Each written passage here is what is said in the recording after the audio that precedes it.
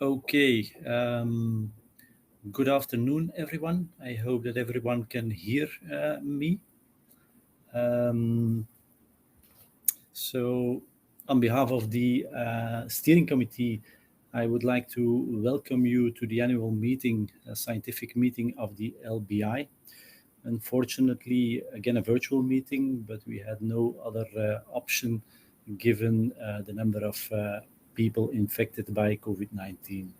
So let me start by giving you a short update on our institute. We have now about 132 PIs and a large community of young neuroscientists and collaborators with a good balance between the male and female. And we have members of the three groups at the KU Leuven: biomedical science, humanities and social sciences, and engineering and technology. And about 1/3 of our members come from abroad. You may remember the governance structure from our last meeting, and I am especially happy that we were able to start the LBI Scientific Committee, formerly known as the LBI Bureau. So this scientific committee is actually the beating heart of the LBI, where the progress of our institute as well as the interests of our neuroscience community are discussed. And this scientific committee consists of the chairs of the different entities, the centers, focus groups, task force, and so forth. And as such, this is a very democratic committee in the sense that everyone who takes initiative within the LBI by coordinating one of these entities automatically becomes a member of the scientific committee. This is an upgrade or an update and a modified version of the graph that I showed last year about the collaborations between the PIs. And again, Patrick, chair of the Department of Neurosciences, created this fantastic graph. And every circle represents a PI. And the lines and edges are based on the number of joint publications, with the thinnest lines between 1 and 5 joint publications, and the thickest line 10 or more. And as you can see, many of us work closely together, and we all hope that this will even intensify in the coming years. It took us a while, but thanks to the efforts of Lut Arkens, who is the chair of the Department of Biology and also a member of the steering committee, we finally obtained approval for the LBI PhD in Neuroscience certificate. This is a certificate that acknowledges that the PhD student followed an in-depth training in neuroscience during their PhD. And these are the requirements for this certificate. Of course, you need to obtain a PhD diploma in neuroscience in one of the relevant doctoral schools. Your topic need to be related to the field of brain research. And one of the members of your supervisory committee should also be a member of the LBI. And as a PhD student, you should have attended at least 20 neuroscience-related events. So we will now make a link on our website where you can easily upload your documents for approval. But in the meantime, if you think that you fulfill the requirements for the certificate, you can email on and we will review your file at the steering committee. I would also like to draw your attention to the website, our new website. We have put a preliminary version now online. It's kind of a beta version, but many of the building blocks still require input from the researchers involved and are only accessible with the KU Leuven password. So I would like to ask you to check whether your own research is sufficiently represented on our website and whether the necessary links to your own web pages are present. So building a website is, of course, a collective effort, and we will gradually reach out to you, but we hope and expect also input from you as well. So to give you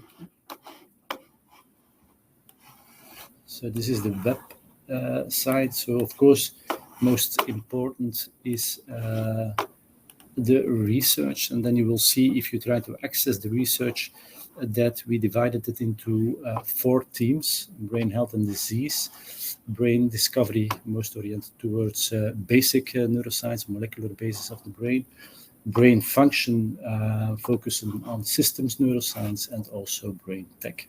For instance, if you would like to find some information about the research on Alzheimer's disease, you could go to brain health and disease, have a look at Alzheimer's disease, and then you will find some information about Alzheimer's, and also you will gain access to the Alzheimer's Research Center KU Leuven, where you will see this is coordinated by Rick and Bart, and all the collaborators involved, all the different laboratories are accessible via this link, as well as the aims, the strategy, and the different initiatives that this center takes.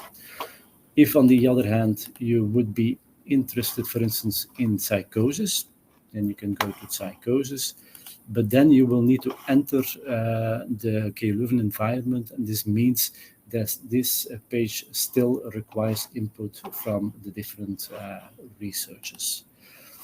You can also have a look, for instance, at brain tech, and then you will find some of the state-of-the-art facilities that we have, the PET-MR, spatial omics platforms together with LISCO, some of the technology that we are developing, but also here we still will need to add a couple of other things. You can also have a look at the centers, you can have a look at the different focus group, and so forth. So please have a look at our website, and we warmly welcome all input, and we will try, of course, to incorporate all your suggestions as much as possible.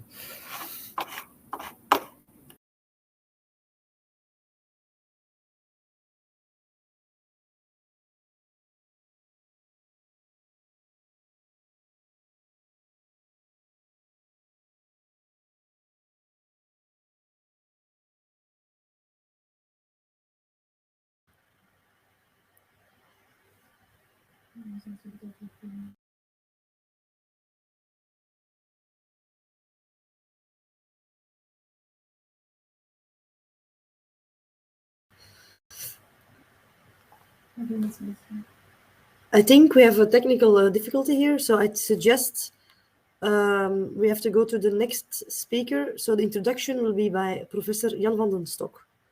Jan, you can take over the screen now. Yes, hello everybody. I'm Jan Vandenbulcke, and it's my pleasure to introduce Dr. Olivia Kirtley. She received her bachelor's in psychology from the University of Stirling in Scotland in 2011, before receiving her PhD in psychological medicine from the University of Glasgow. She completed her first postdoc position within the Suicidal Behavior Research Laboratory at the University of Glasgow, and then moved to the University of Ghent for a postdoc in 2016. She then took up a postdoctoral position at the Center for Contextual Psychiatry here at KU Leuven in 2017 to lead the Sigma project. And Olivia's main research interests are in suicide and self-harm, social interaction, experience sampling, and open science. She was recently awarded the Dr. Karel Lodewijk Verlijzen Prize from de Koninklijke Academie voor Geneeskunde van België en de KU Leuven Research Council Prize for Biomedical Sciences for her work on suicide, experience sampling, and open science. Olivia, take it away. Thank you, Jan, very much for the introduction. I'll just share my screen.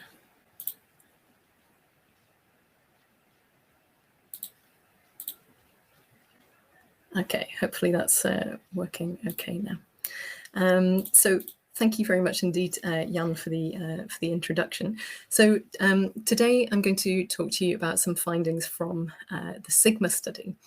But today I also want to tell you a bit of a story. So not just about mental health in adolescents, but also about actually the way we approach measuring behavior and experience. So imagine for a moment a photograph album.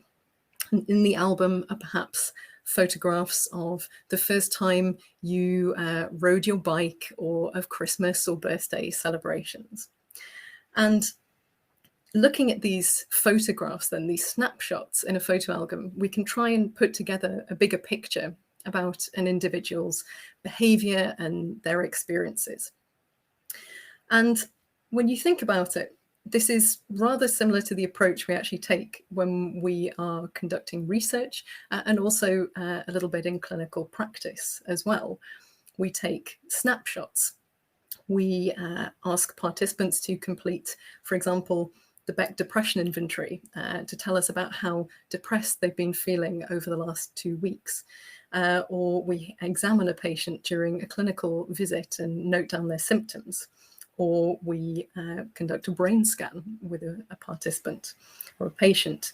And we use these snapshots then to try and make a bigger picture about an individual's behavior and experiences or physical or mental health condition. And all of these snapshots are really important. These snapshots tell us lots of interesting information, and we can learn a lot from them. But if we only rely on these snapshots, then we're missing everything that happens in between these snapshots. We're missing individuals' normal everyday life. And we know that actually in everyday life, in these moments between the photos, this is actually when we see mental health symptoms manifesting most prominently, and also when individuals experiencing these symptoms are most troubled by them. So to really get the full picture, we need to not only rely on these snapshots, but also to go one step further. We need to watch the movie. And if we're going to make a movie then about mental health, our movie needs to begin in adolescence. So the vast majority of mental health problems actually begin in adolescence. So around about 35% actually begin by the age of 14, and almost 50% begin at the age of 18. And we know that early intervention is critical, not just to prevent mental health problems in adolescence, but also to prevent mental health problems that emerge later in life in adults. So why is adolescence such a key period then for the emergence of psychopathology symptoms?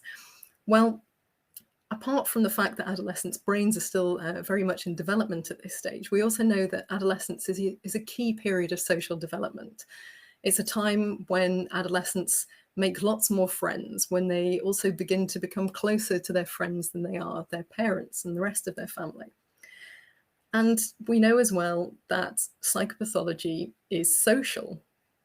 If we're feeling mentally unwell, it affects the way we experience social interactions.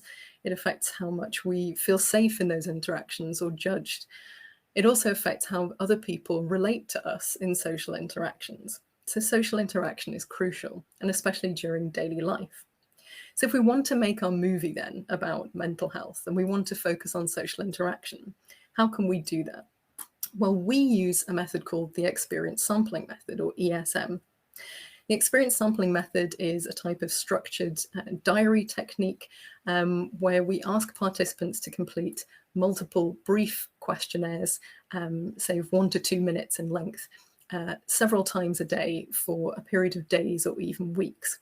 And our standard protocol is to ask participants to do this 10 times a day for 6 days. And these are questions about their behaviors, about their thoughts in the moment that they're happening. So about the kind of company they're in, how they feel in that social company. Would they rather be alone? How is their positive affect or their negative affect? Have they have thoughts about self-harm? And the beautiful thing about experience sampling is that these snapshots then are being taken in individuals' normal everyday lives. And because we have these very rich data sets and with lots of observations over time, it gives us this really dynamic picture of individuals' experiences, not just over days or weeks or months, but actually even from 1 hour to the next. Now, every great movie franchise, of course, needs a blockbuster, and our blockbuster then was Sigma. So the Sigma study is a large-scale, accelerated longitudinal study of adolescent mental health and development with almost 2,000 adolescents across Flanders. Now, a research team went out to schools and we administered a battery of baseline questionnaires about their mental health symptoms, social support, familial risk, and things like that. We did an experimental task with them, and we also gave them a Fitbit to assess their physical activity and sleep. But crucially as well in this study, in the real essence of Sigma, is experience sampling. So we also gave adolescents a smartphone and we asked them to complete these very brief experience sampling questions 10 times a day for 6 days. And this has given us a really interesting data set to work with. So as I mentioned, social interaction is really at the heart of Sigma and what we're particularly interested in looking at more. And research led by one of my doctoral students, Robin Achterhoff, has really been focusing quite intensively on this. And we wanted to address a bit of a limitation of previous research on social interaction and mental health, which is that it's focused largely on the quantity of social interaction. So how often are people seeing other people and interacting socially, and how many friends do they have and things like this. But what about actually how individuals experience those interactions? Do they feel safe in those interactions? Do they experience them as being positive or negative? And so we really actually wanted to look at the quality of social interactions in adolescence. And so in this work, in this particular study, we did a 2-study paper then. We used data from Sigma, and we also used data from a pre-existing large twins data set. And both studies used experience sampling.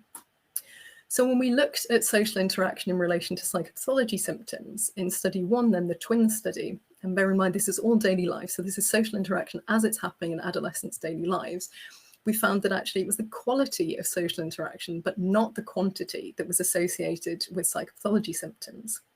In study 2, so in Sigma, we actually found that both quality and quantity of social interaction was associated with psychopathology. So the better, the more higher quality social interactions and the more individuals were in social interaction, then the better the picture of symptoms was for psychopathology. Now, sort of fresh from this research then about the relationship between social interactions and psychopathology symptoms, we ended up, all of us then, in a sort of large social experiment, which is the COVID-19 pandemic. And the idea was then, because Sigma is a longitudinal study, that we were starting then wave 2 of Sigma in January 2020. And then we would continue with this for quite some time. And unfortunately, COVID had other ideas. And so in March 2020, we had to stop data collection. But at the same time, we were actually very concerned about what the impact or potential impact of the pandemic might be on adolescents' mental health, because we knew from our previous study that there is this association between psychopathology symptoms and the quality of social interaction in daily life. So we set up then an unplanned wave of data collection, then which we call Wave COVID, where we looked at a small subsample of participants from the original Sigma cohort. Now, I would say for those of you not familiar with experience sampling studies, because we have these repeated observations, we have a huge amount of data points per participant. So 173 participants is actually a well-powered sample for the analyses that we do in daily life. And what we wanted to know then with this study was what was happening with adolescents' mental health and their social lives during the early phase of the pandemic then relative to before. Because Sigma is longitudinal, we had this wonderful opportunity then to actually look at change in psychopathology and in social interactions, because we had data from before the pandemic. And what we found is that actually psychopathology levels were lower than we expected, especially notably anxiety decreased from pre to during the pandemic, which could be for various reasons, including that for some adolescents, school is actually quite stressful. And at this time, they were being homeschooled, so that could eliminate some stress there. And we found that more experiences of COVID-related stress was then related to poorer psychopathology symptoms, and then resilience was related to having fewer symptoms, so to a better picture there.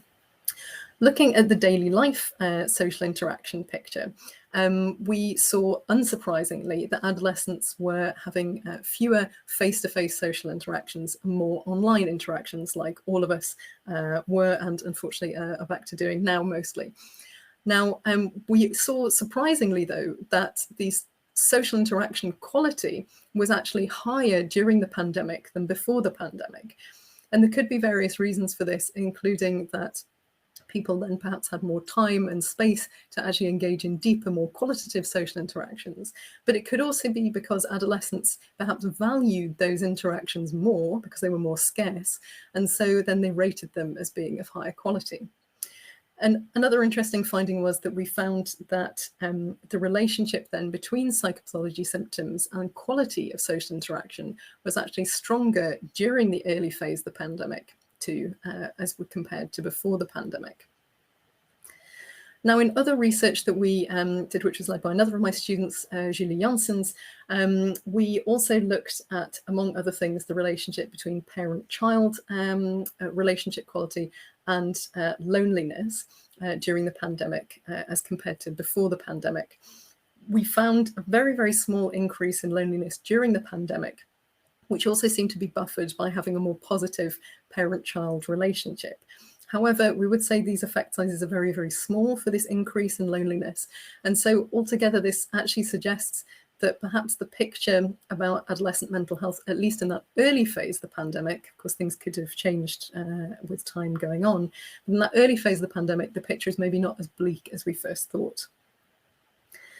So I just mentioned loneliness there, and of course social withdrawal is a very hot topic in mental health research more generally, and there's lots of research demonstrating that loneliness and social withdrawal is associated with negative mental health outcomes like psychopathology symptoms, but also like suicidal behaviour.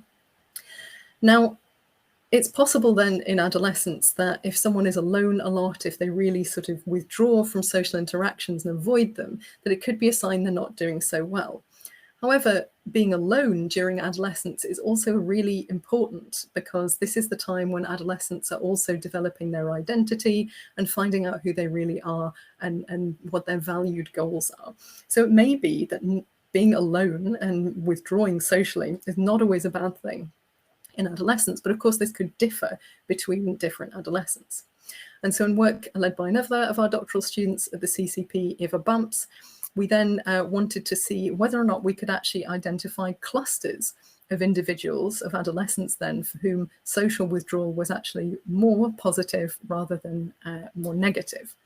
And what we did then, again, we're doing this in daily life, remember, so we looked at these things that we measure during daily life social interactions about positive affect, about negative affect, and feelings of loneliness or feelings of exclusion.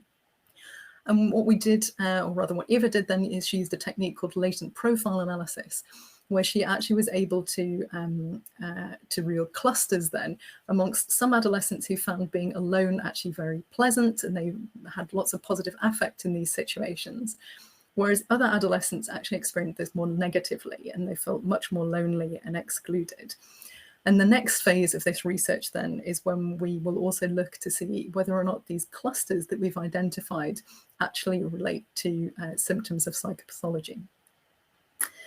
So I only have a short period of time to be able to talk to you today. So I haven't been able to go into detail about every single study that we've been doing as part of the Sigma project.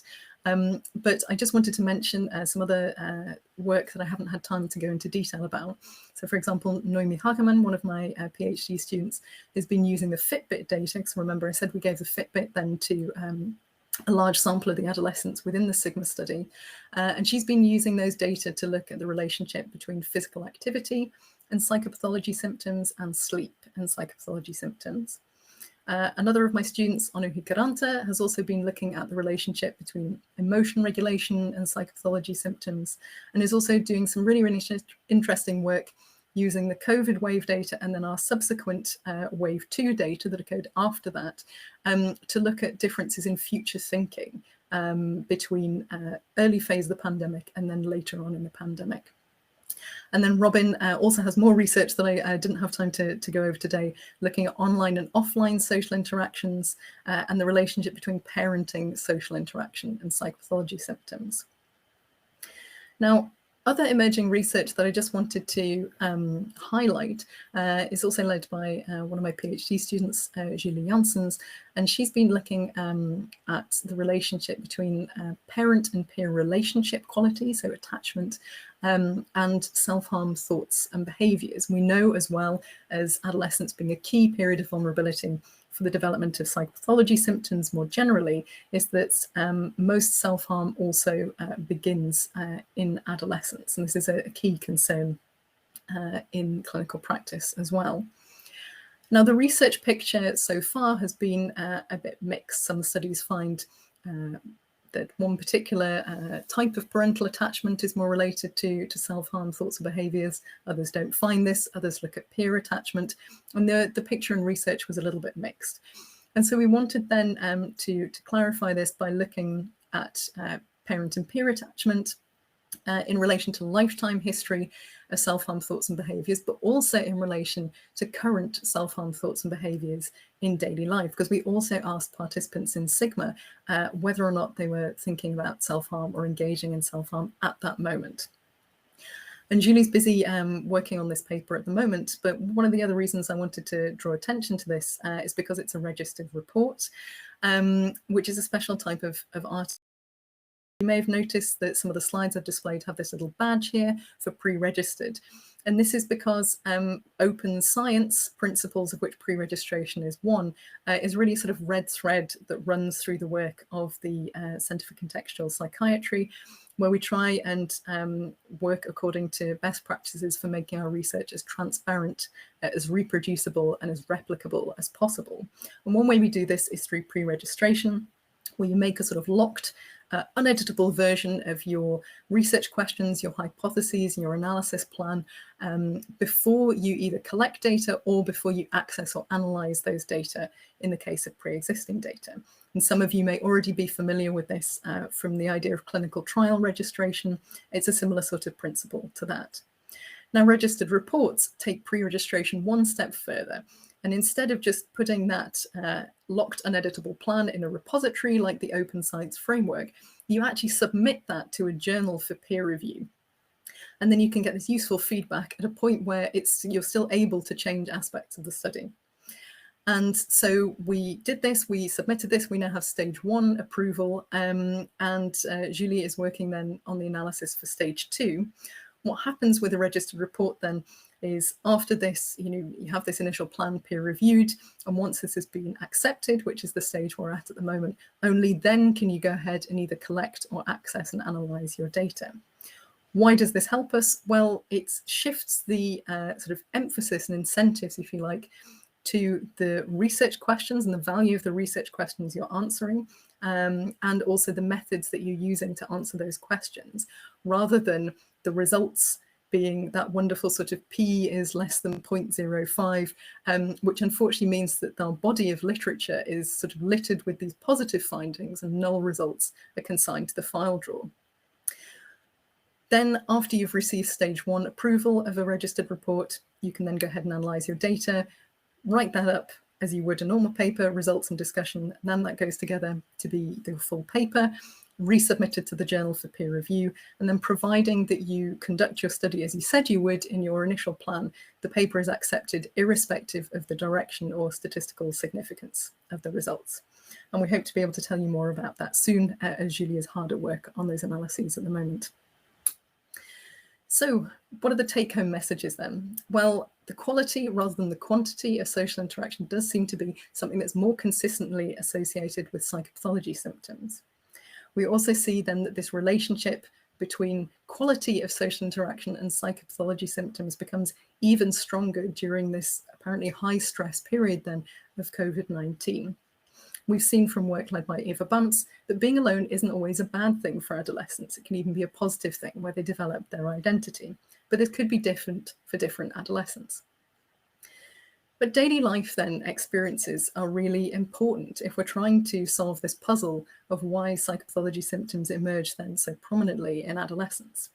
And I hope that the body of work that I've presented to you today goes some way to convincing you that there is real value in assessing these dynamic processes like social interaction in daily life using measures like the experience sampling method, So to add to our photo album, then we also can watch the movie. Thank you.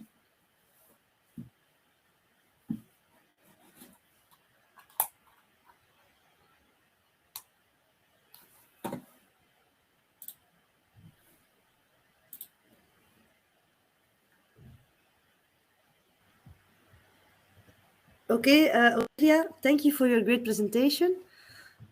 We have one question here in the chat. Would you consider interactive ASM, example where participants are assessing each other's effect via ASM, a valid approach? That's a really interesting question. So we see more and more of these sort of dyadic or sort of multi-observer type studies, which I think is what you're referring to here, where participants then answer questions about each other actually in the study. Is it a valid approach? Validity, of course, has many faces. Does it capture people's experiences of each other? Yes, I definitely think it does. So I think it depends a little bit what you determine to be validity, but in terms of capturing rich subjective data on people's experiences of each other in interaction in daily life, I definitely think it's a valid approach. Okay, thank you, Olivia. And now we move on to the continuation of Professor Vandenbulcke's presentation of earlier this afternoon, but we had some technical difficulties. Thank you again, Olivia.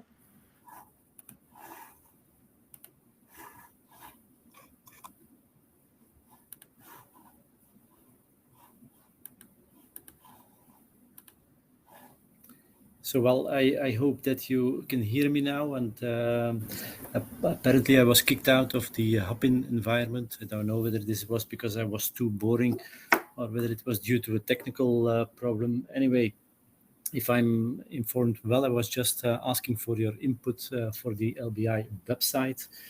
And well, also, if you have any news to share with the LBI community, please contact us. Anne does great efforts to keep us informed about what's going on in the Institute and also about the achievements of the different LBI members. But of course, we can only report what we know or what we receive from you. By the way, more than 700 people, for instance, attended the webinar of Manu. Also, more than 7,000 people scanned the QR codes of the Window Poetry Walk that Anne organized to introduce the LBI to the general public. So this was really a success. And next year, if COVID allows, the LBI will organize two top lectures. So Nancy Kenwisher, February 3rd, and Joseph Ledoux on October 7th. These are experts in face and fear processing. Please save these dates. These are very prestigious speakers that are used to give talks to audiences with diverse backgrounds. So we really hope that as many LBI members as possible will attend those lectures.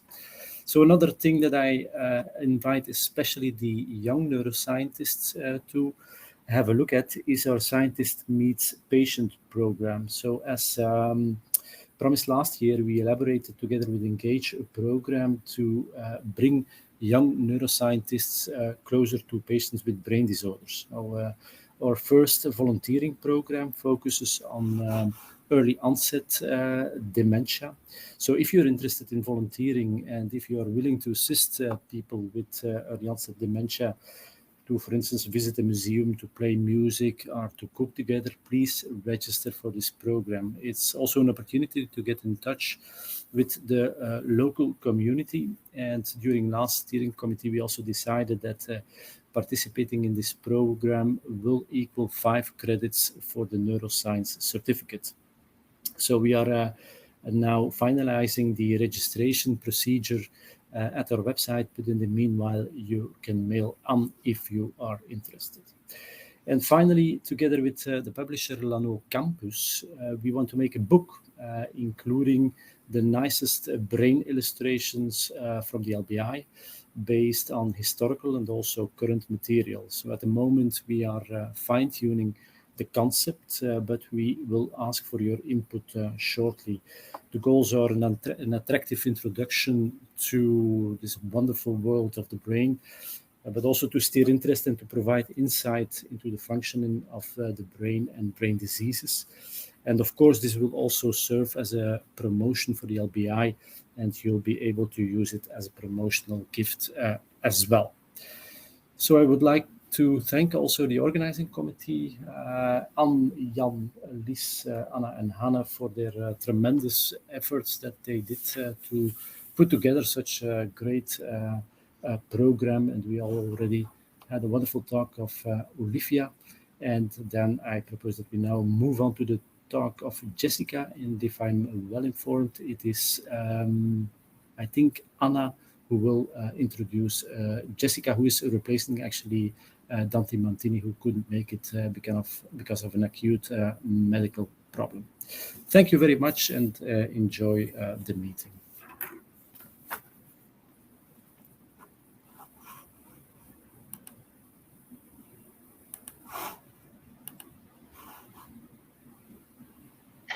So hello everybody. Thank you, Mathieu.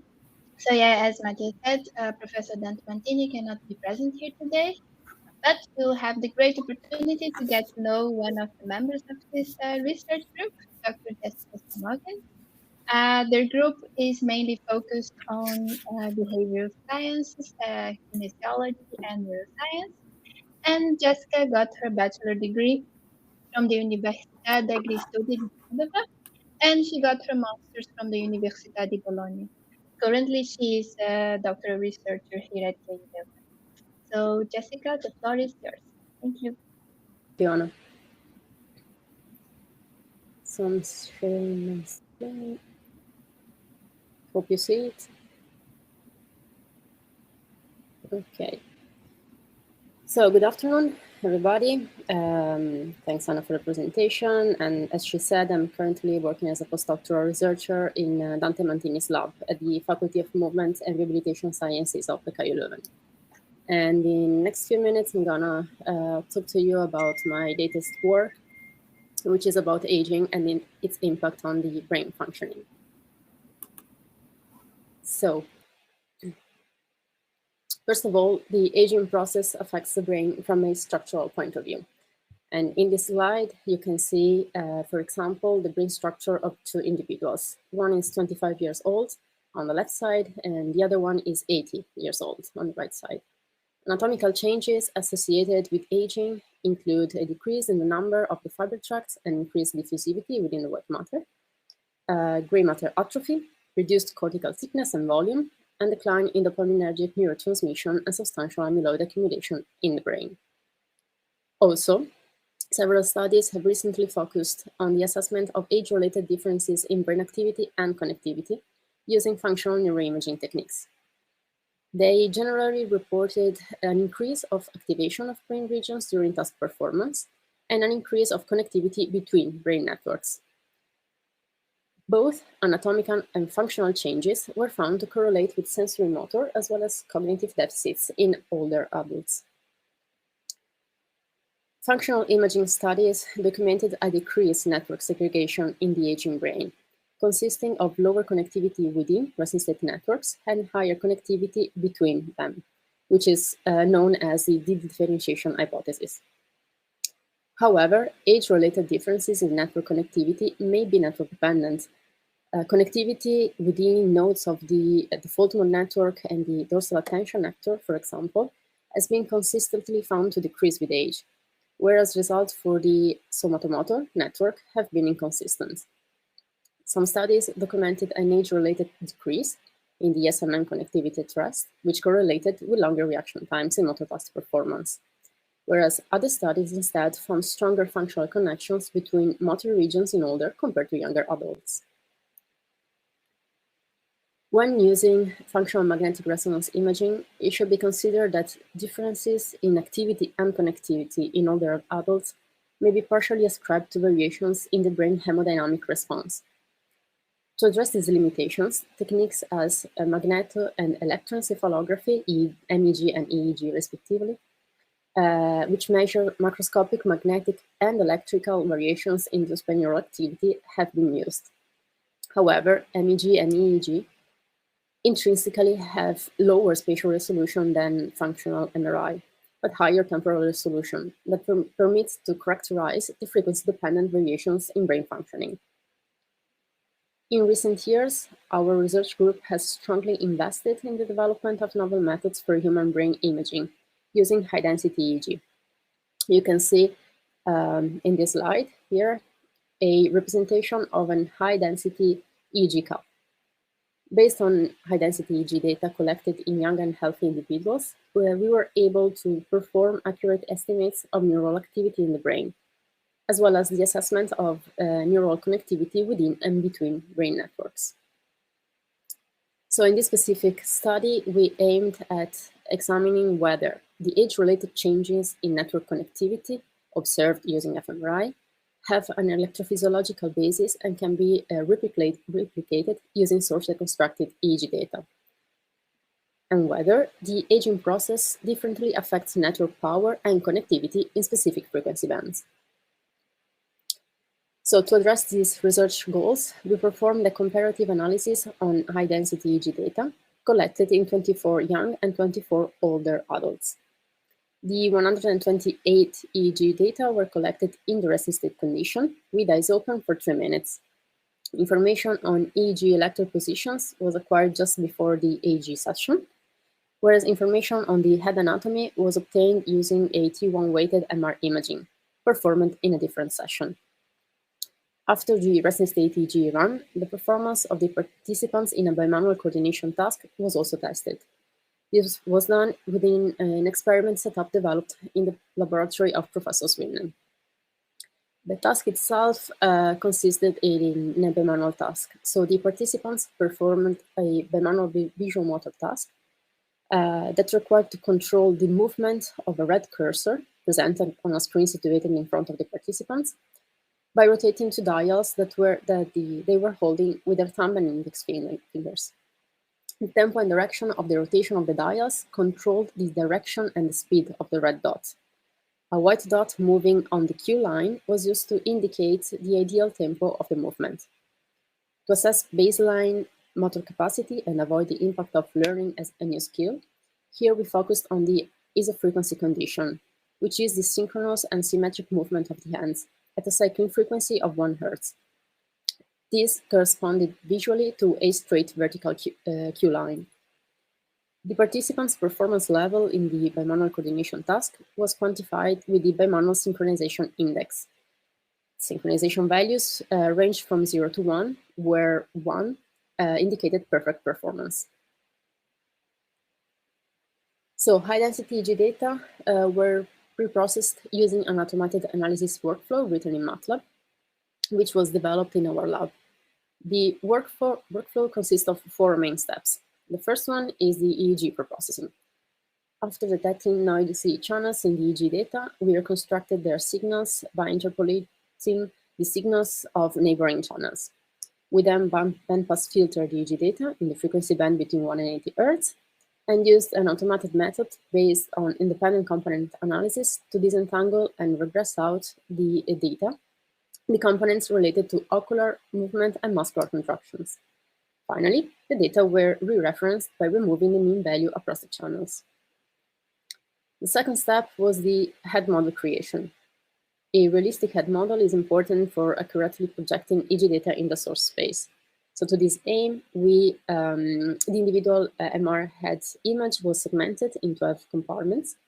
The value of each compartment, of each layer, was assigned based on previous literature, and a grid covering the gray matter was created to define the location of possible depot sources. EEG census positions were co-registered to the head contour, which is the outer layer of the head, and a finite element head conduction model was created using the SynBio toolbox. This permitted the calculation of a lead field matrix describing the relationship between the recorded EEG signals and the cortical activity. The third step was the EEG source localization. Artifact-corrected EEG data were source reconstructed according to the head volume conduction model via the exact resolution brain electromagnetic tomography algorithm, also known as ILRATA. By using the lead field matrix generated at the head modeling step, source space neural signals were estimated with the ELO-RETA in an homogeneous grid constrained to the gray matter. The power of these signals at different frequencies in the range between 1 and 80 Hz was estimated using a short-time Fourier transform. And finally, the first step was the calculation of the frequency-dependent functional connectivity. Given any pair of voxel or any pair of regions of interest, frequency by frequency, we first remove the contribution of correlated zero-lag activity to attenuate the artifact effects of the volume conduction. Then the frequency-dependent connectivity was calculated as the Pearson correlation between power envelopes. Correlation values were transformed to zeta values using the Fisher transform to improve the normality of the data.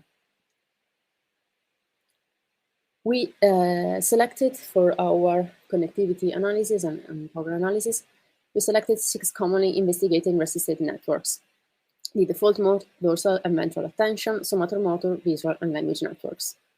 Based on previous studies, we identified the coordinates of 21 core regions belonging to these networks. These center coordinates were then used to define spherical regions of interest of 6 millimeters radius. We first calculated the connectivity between each of the 21 core regions. We defined the intra-network connectivity as the average connectivity between nodes of the same network, and the inter-network connectivity was calculated as the average connectivity between all possible pair of nodes belonging to 2 different networks. We investigated the strength of connectivity for 5 different frequency bands, the standard one, delta, theta, alpha, beta, and gamma, ranging from 1 to 80 Hz. We then performed statistical comparisons between young and older participants, and for each frequency band on network, power, and connectivity values. Statistical testing was performed using a two-tailed Mann-Whitney U-test, and correction for multiple comparisons was applied using the false discovery rate. We also measured Spearman correlations between individual bimanual coordination scores and band-specific network power for different networks, connectivity within the somatomotor network, as well as connectivity between the somatomotor and the other networks. The analysis of network power for the frequency bands revealed increased power in the higher frequencies in the older participants, particularly for the dorsal attention in the beta band and the visual network in the gamma band. Conversely, the power of these networks decreased with age in the theta band for the dorsal attention and in the alpha band for the visual network.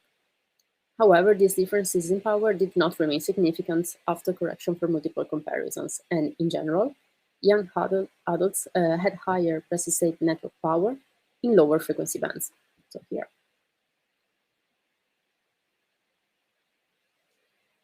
We then calculated intra and inter-network connectivity values, first for the young participants. We replicated the results from a previous study of our group, showing that inter-network connectivity is larger than inter-network connectivity only for specific frequency bands depending on the network. We then repeated the same connectivity analysis for older participants. These had generally higher connectivity in the delta and theta bands and lower connectivity in the alpha and gamma bands. Significant differences in connectivity values between the young and older adults were found in all bands.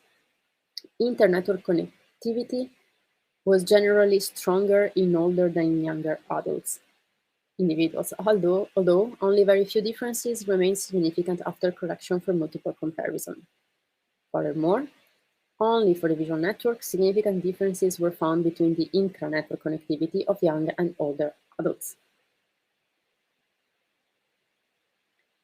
The trends of correlations between bimanual coordination index and the resting state network power were different depending on the age group. So for the young participants, here on the left, we found that only the VAN power, so the ventral attention network power in the delta band related to worse motor performance in the motor task. For the older participants, on the right side, instead we observed a dual trend. Positive correlations in the alpha band for the visual network power and in the beta band for DMN and language network power, negative correlations in the delta band for DAN and SMN power. However, none of these correlations remain significant after correction for multiple comparisons. Band-specific SMN connectivity and bimanual coordination level showed clear trends of correlation instead. In particular, higher SMN connectivity in the beta band was significantly associated with higher synchronization scores for the older adults and with lower scores for the young group, both for the intra and inter network connectivity, so a connectivity within and between the somatomotor network. And we found clearly different associations with bimanual coordination ability, depending on the age group. We then extended the correlation analysis to the other resting state networks, focusing on the beta band specifically. This additional analysis showed that connectivity within the dorsal attention and the somatomotor network, as well as between the dorsal attention, the default mode network, ventral attention, language, and somatomotor, predicted more accurate motor performance in the older adults, as did the connectivity between the somatomotor and default mode and ventral attention. So let's come now to the conclusion of the study, where we investigated age-related changes of power and connectivity in brain networks, and specifically tested whether the differentiation hypothesis proposed in previous fMRI studies is supported by electrophysiological evidence. Our results highlighted a general decrease of power in the delta, theta, and alpha bands for older as compared to young adults, and an increase of power in the beta and gamma bands only for specific brain networks. Our connectivity analysis provided evidence that the level of network segregation decreases with age, even though this result is in line with the de-differentiation hypothesis and is coherent with previous fMRI findings. It depended on the frequency band and, to some extent, on the brain networks considered. Moreover, we examined to what extent altered brain-limited power, as well as connectivity in older adults, is related to impaired motor performance, which was our second goal. And we found that variations in power amplitudes across participants did not show a clear pattern of correlation with the bimanual synchronization index, which was instead related to network connectivity, particularly in the beta band. Interactions within and between the attention and the motor systems correlated with the synchronization scores. The stronger the interactions, the better the performance in older adults. Future research is warranted to shed light on to what extent and how this sensory and cognitive decline can be explained by alteration in network connectivity. Thank you for your attention, and if you have any questions, I would be happy to answer.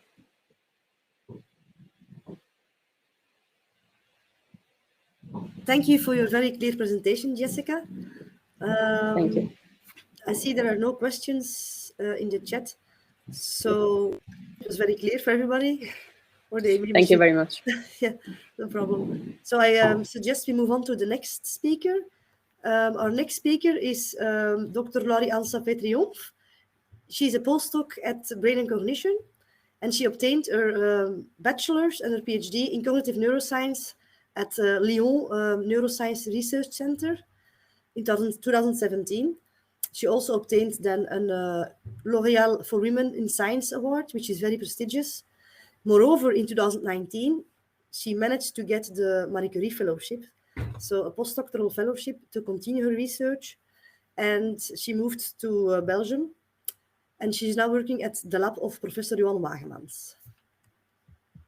Laurie-Anne, I now give you the floor. Thank you very much. I'm just going to share my screen.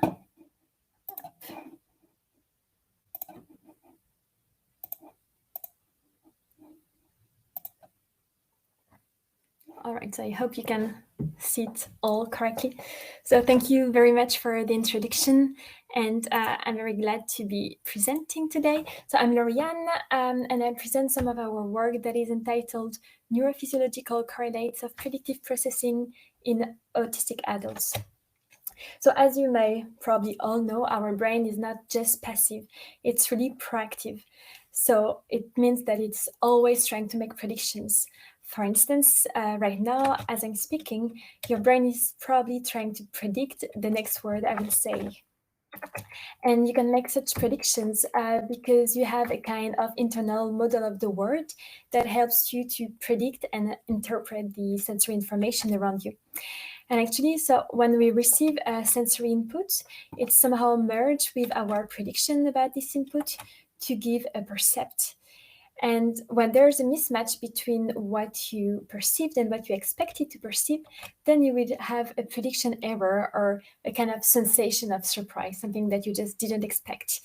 And these sensations of surprise are sometimes useful because they can be used to update your internal model so that next time you will be more adapted to your environment. But it's also important to sometimes just ignore these prediction errors because otherwise you will be like always receiving some prediction errors as no situation are exactly the same. And so I said that the sensory input and the expectations are somehow merged, but the way they are merged depend on their relative weight, or what we call precision. And so, for instance, if you have a very acute system that you have a very high sensory precision, in that case, your perception will be very close to the sensory input and so will be very realistic. Whereas if you have a strong expectation on what you should perceive in that specific context, then your perception will be very close to what you expect to see. So in other words, you just see what you expect to perceive. And so you are biased by your priors. And there are many ways to illustrate the influence of priors on perception. And one way is using Monet images that are ambiguous and so hard to interpret because you have a pretty low sensory precision about this image, and you probably have no prior unless you already saw that image before. And now if I give you a strong prior on the meaning of this image, now the prior knowledge is incorporated into your percept because now you can perceive it as a cat. So that was just an example to show how your expectations are always influencing your perception. And it's very important to regulate the balance of precision, so how much you rely on your prior or on the sensory input. And if there's an imbalance between the two, then it might lead to an atypical perception and eventually to the symptoms that are encountered in autism spectrum disorders, or at least that's what some recent theories suggest. So autism spectrum disorder, or ASD, is a neurodevelopmental disorder that is characterized by deficits in social interactions and communication, and by restricted and repetitive patterns of behavior. And so that's quite heterogeneous in terms of symptoms, and so far no theory has managed to explain all these symptoms. But the predictive coding theories, so the one that rely on the idea that you have expectations, as I just showed you, they aim to explain the symptoms. So the idea is that the predictive mechanisms would be atypical in autism. And so this means that their perception would be strongly impacted in their everyday life if they cannot predict properly what comes next and interpret the ambiguous stimuli. But in particular, the social domain would be especially impaired because this is a very complex and dynamic environment where we need to be able to make contextual predictions, to update them frequently, and to ignore the noise. And so if they have the sensation that the world is very unpredictable, then having some more rigid behavior, some routines could be a way to restore a bit of predictability. So it could be a way to cope with the unpredictability of the world. And so there were several predictive coding theories that were suggested.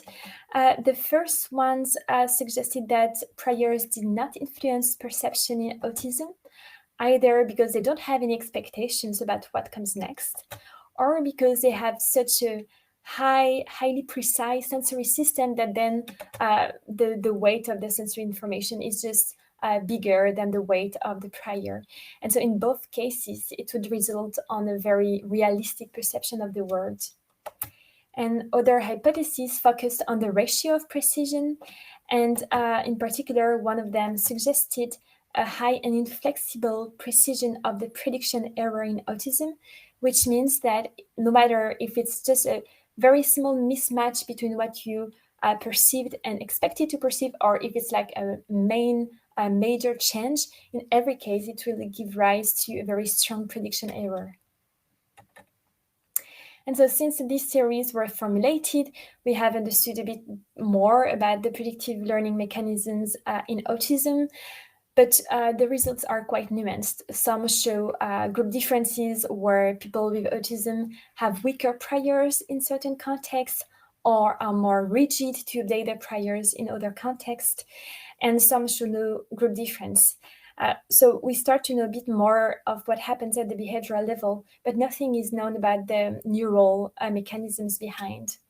And so in the study that I'm presenting today, we used questionnaires, behavior, computational models, functional MRI, and a magnetic resonance spectroscopy to try to better characterize prediction learning in autism.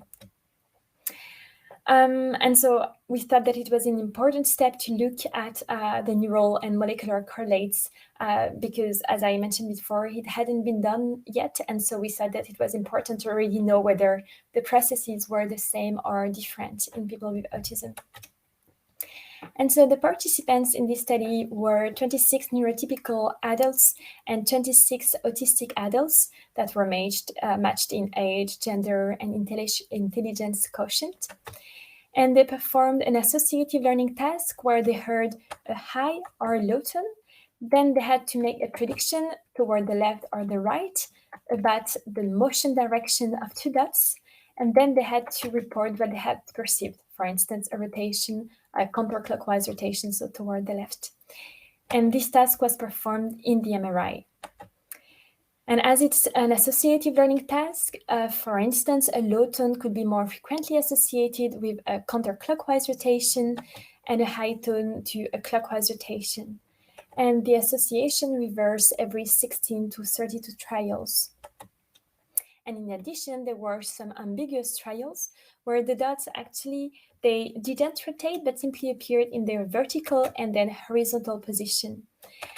And so with the unambiguous trials, so I mean the trials where you had an actual rotations of the dots, it allowed participants to learn the contingency between the tone and the rotation direction, while the ambiguous trials allowed to assess the prior bias on perception. Because, for instance, here, even though there is no rotation happening, if you have a very strong belief that the low tone should be predictive of a counterclockwise rotation, then you might report perceiving a counterclockwise rotation, even though it didn't rotate. So there were two ways to assess prediction learning, one with the prediction response in every trial, and one with the perception response in these ambiguous trials to see whether people reported perceiving what they expected to perceive.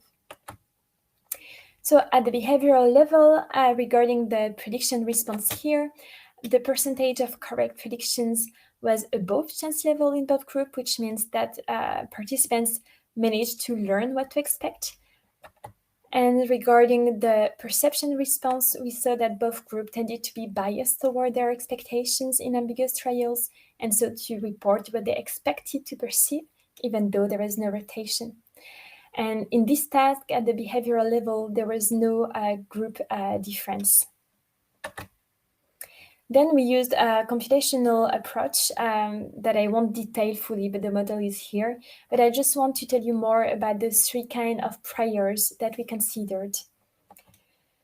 So as I told you, we have expectations and priors, but you can have priors that are more or less complex. So for instance, at a lower level, you can simply have a belief that the two dots will turn toward the left or the right.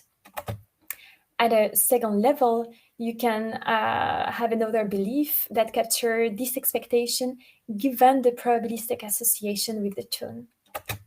And at a higher level, you might also include the stability of this association across time.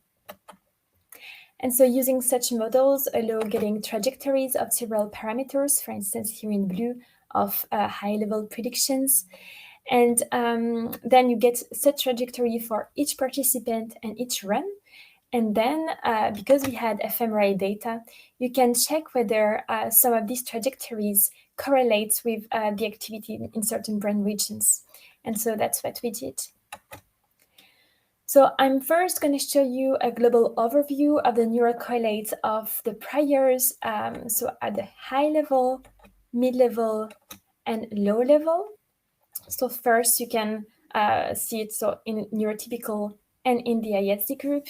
So the first thing that you can see is a bit the hierarchy. So for higher level predictions, you have supramodal regions that are involved, such as the hippocampus or the anterior cingulate cortex, and or again the cerebellum.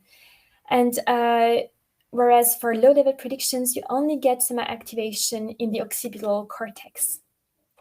And the neural networks were globally similar in each group, but there were still some group differences. So for high-level predictions in the orbitofrontal cortex, posterior cingulate cortex, and PSTS, where we had a stronger correlation in the autism group than in the neurotypical group. And for instance, for the orbitofrontal cortex, it's known to play a big role in updating the predictions. So it might be that in this specific context, this region was more activated in the autism group to yield to similar performance in the above groups. We also had this group difference in the retrosplenial cortex with stronger correlation in the autism group. And so this region is also well known for encoding associations. And at the lower level, there was no significant group difference. And we wanted to look a bit more at these lower level predictions. And so for that, participants also, we also used a localizer where participants saw some flickering checkerboards that were used to get the retinotopic mapping of the clockwise and counterclockwise trajectories. And the idea was to know when you hear a sound, so here we model at the time of the sound, so the tone that was played, whether you already have some activity in the visual cortex that is predictive of a clockwise or counterclockwise rotation. And so using the localizer, we got a clockwise and a counterclockwise mask for each individual. And here I'm plotting a contrast for which, if it's positive, the tone was predictive of a clockwise rotation. And if it was negative, then it means that it was predictive of a counterclockwise rotation. And so here are the results for each individual, and in yellow for the mean. And what you can see for most of the participants is that, for instance, if you look at this one, just hearing a tone that is predictive of a clockwise rotation gives rise to a strong activation in the neurons that respond to clockwise rotation. And you have the same thing for the counterclockwise rotation. So this means that the brain was proactive both in neurotypical and autistic individuals, because you have a visual response to a sound and that is consistent with the prediction. And this bias is also in line with the bias toward expectations that we saw at the behavioral level in the ambiguous trials. Then we also characterized some other correlates. For instance, here I'm just going to show you the mid-level precision-weighted prediction errors, which elicit activity in regions such as the caudate nucleus, for instance. And here there was a bit less of an overlap between the two groups. And there is a group difference in the putamen with a stronger correlation in the autism group, which could be interpreted as the idea that prediction errors are given a higher weight in autism, as suggested by one of the theories. And there was also a group difference in the anterior cingulate cortex, but this time it was due to a negative correlation in the neurotypical and an absence of correlation in the autistic group. And interestingly, there's a social task where they looked at a reward a prediction error in a social context. And they also found that in autism, there is no signaling in the anterior cingulate cortex for the prediction errors, whereas there is a deactivation in the control group. So it might be that it would be true across different domains. Then finally, we use magnetic resonance spectroscopy to measure the two main neurotransmitters that are glutamate and GABA. And they're hypothesized to play a role in encoding priors. And we focused on one region because that's what we have to do with MRS. So we looked at the inferior frontal gyrus that is hypothesized to play a key role in learning prior. And our idea was to check whether there was a correlation between the concentration of these neurotransmitters and the ability to learn priors. And indeed, there was such a correlation. So we observed that individuals who had a higher ratio of GLX, or glutamate, and glutamine on GABA had less correct predictions. And interestingly, when looking at this concentration, we saw an excess of GLX in the autism group and no difference in GABA. So the excess of GLX would be associated with less correct predictions. So it might be that an atypical functioning of the glutamatergic pathway in this region might contribute to difficulties to learn predictions in certain contexts for autistic individuals. So in the study that I showed you today, we saw at the behavioral level that autistic adults could learn to make predictions in an uncertain environment. We characterized their neural correlates, and we showed a rather large overlap between the two groups, even though there were also a few group differences, but only at the higher level of the hierarchy, never at the lower levels. And we also identified the molecular correlates, as I just showed you, or at least some molecular correlates. And regarding the main predictive coding hypothesis of autism, our results did not support the hypothesis of a decreased prior precision in autism because both at the behavioral level and at the neural level, we saw that priors bias perception in autism. And some of the neural findings that we had were in favor of stronger prediction errors in autism in line with this theory. And finally, we should also keep in mind that given the fact that autism is very heterogeneous, there might be some individual differences in the hypothesis that best explain the predictive mechanisms in autism. So I thank you all for your attention, and I thank also my supervisor, Professor Wagman, and the master thesis student who worked on that project, Joke and Laurie-Anne, and the research assistant, Naomi. Thank you. Okay, Laurie-Anne, thank you very much for a nice presentation. There is one question in the audience. The neural correlates of priors seem to match quite well with DMN at mid-level and salience network at high level. Would that fit with the hierarchical architecture across intrinsically connected networks? So sorry, it was like I missed the beginning and I cannot read the neural, yeah, it's in the chat. So or it doesn't appear. Just have the chat from the backstage here. Sorry, you have to click on the stage then. Can you? Okay, yeah, sure. I have to go to the stage. It's from Jan Vandenbulcke. I did say it will stop the video. Oh, okay. I will read it again. Okay, sorry. The neural correlates of priors seem to match quite well with DMN at mid-level and salience network high level. Would that fit with the hierarchical architecture across intrinsically connected networks? Yes. So that's an interesting question. I hadn't thought in terms of these networks, but I should look more closely into that, even though I think that it might be a bit different than the default mode network. But I mean, there are some people who say that you could look at the priors that your brain has on its environment also during resting state. And so that also with the default mode network, it would be reinforcing these priors. So maybe that could be a link between the two if the default mode network is kind of reinforcing the learning that you had about these priors. And for the salience network, I should think more about it probably. Okay.